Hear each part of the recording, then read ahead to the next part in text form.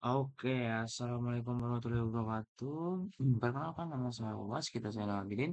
Di sini saya dari TRO 23B, Praktikum Sistem Pengendali Elektrik. Di sini ada materi terakhir, Six Step BLDC.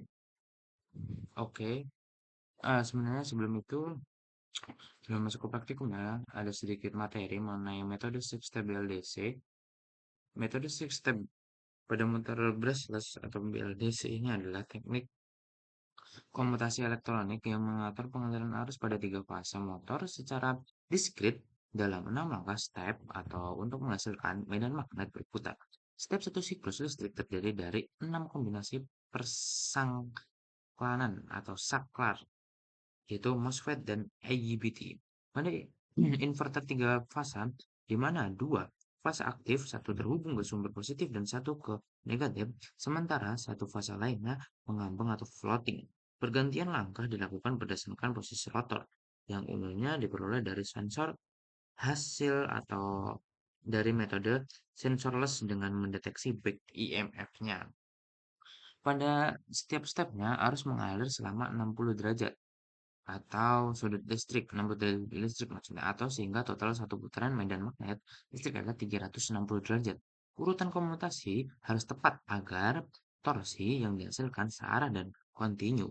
Pola six step menghasilkan bentuk gelombang harus menyerupai trapesium sehingga sangat sesuai untuk motor BLDC dengan karakteristik back EMF-nya. Keunggulan metode ini adalah implementasi yang sederhana, kebutuhan komunikasi rendah, serta cocok sistem untuk embedded seperti microcontroller.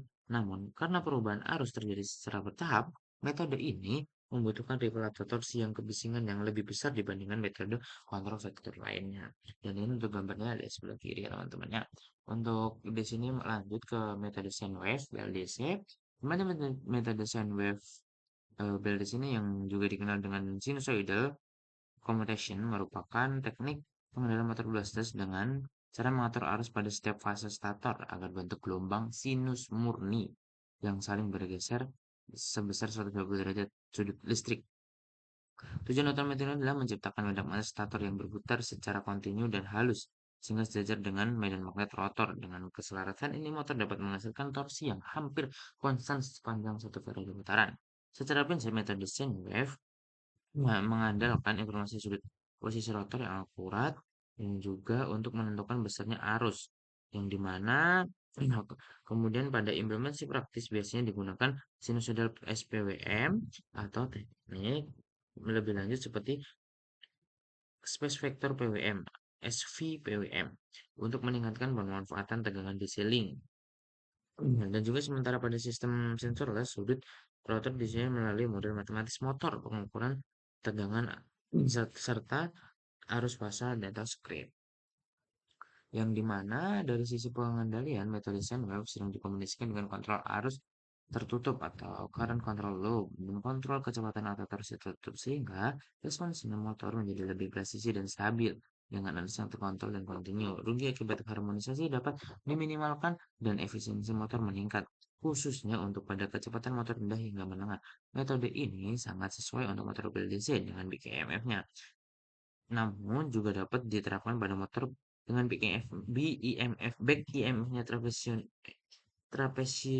trapesioidal dengan hasil yang lebih halus meskipun tidak sepenuhnya optimal. Keunggulan utama metode sine wave BLDC meliputi torsi yang sangat halus, kebisingan rendah, umur mekanik lebih panjang, serta performa yang stabil pada rentang kegagalan.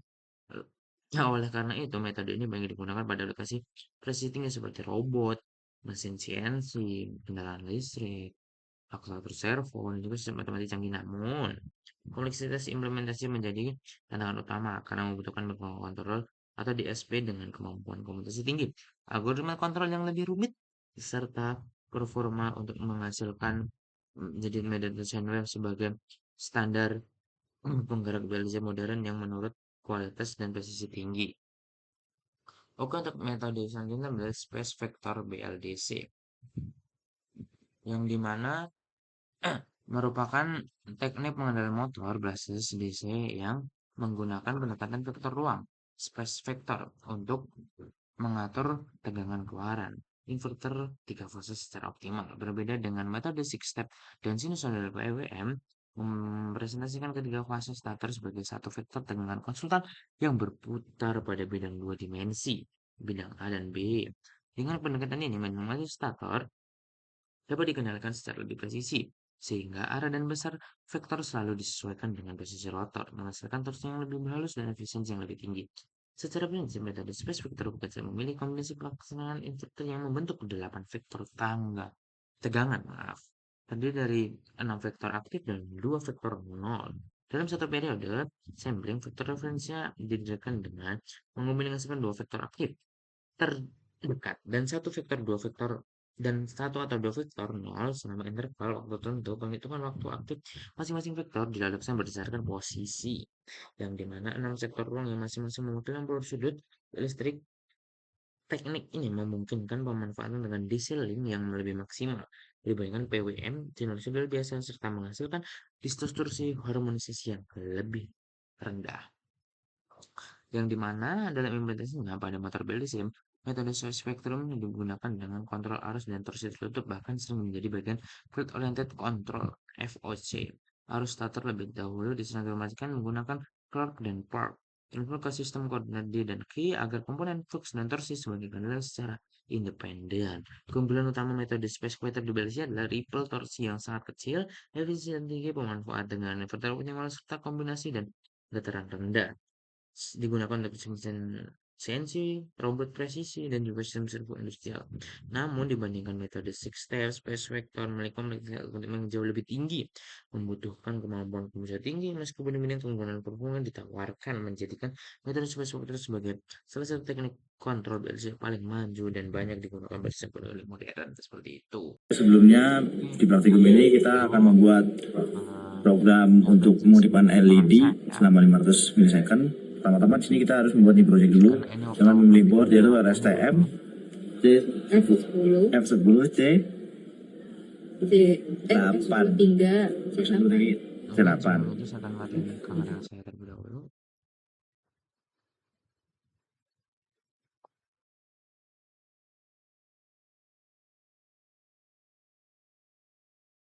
Nah itu kita mengprom seperti ini untuk membuat LED kedip selama 500 ms. Setelah di prom maka akan muncul main CPP ini. Lalu kita upload dan di debug. Setelah itu hasilnya seperti ini.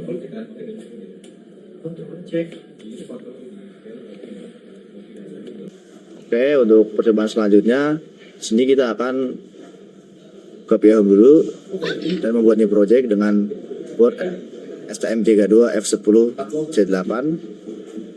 Setelah itu kita dapat memprom di sini. Dari PPT-nya.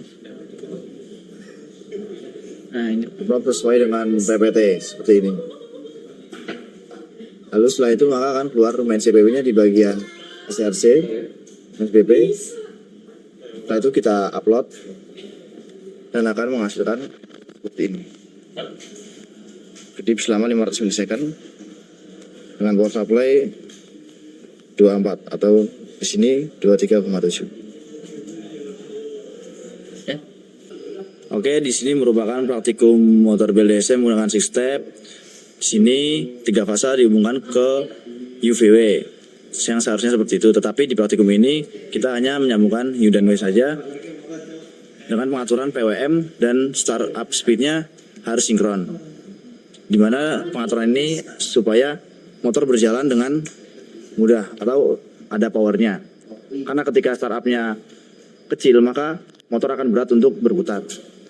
Dan untuk hasil grafik yang dihasilkan yaitu seperti ini dengan D-time mikrosecond, dimana di sini mikrosecond bernilai sangat kecil.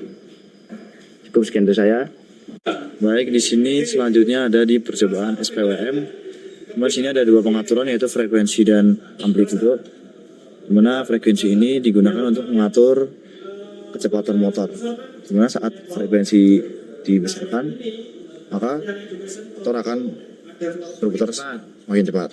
Untuk hasil grafis seperti itu. Sedangkan Ketika amplitudo dibalik, amplitudo dibesarkan, Udah belum sih? Makin keter nih. Torsi. ketika amplitudo dibesarkan, maka untuk torsinya lebih besar, getarannya semakin kuat.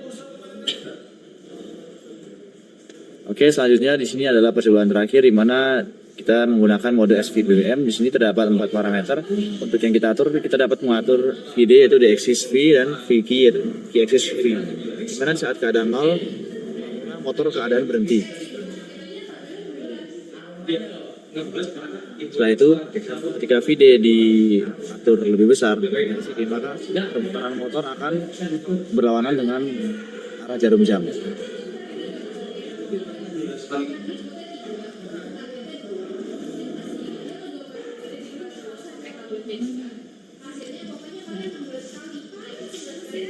Setelah itu ketika VQ atau V-axis V diatur lebih besar dari VD, maka perputaran motor akan searah dengan jarum jam.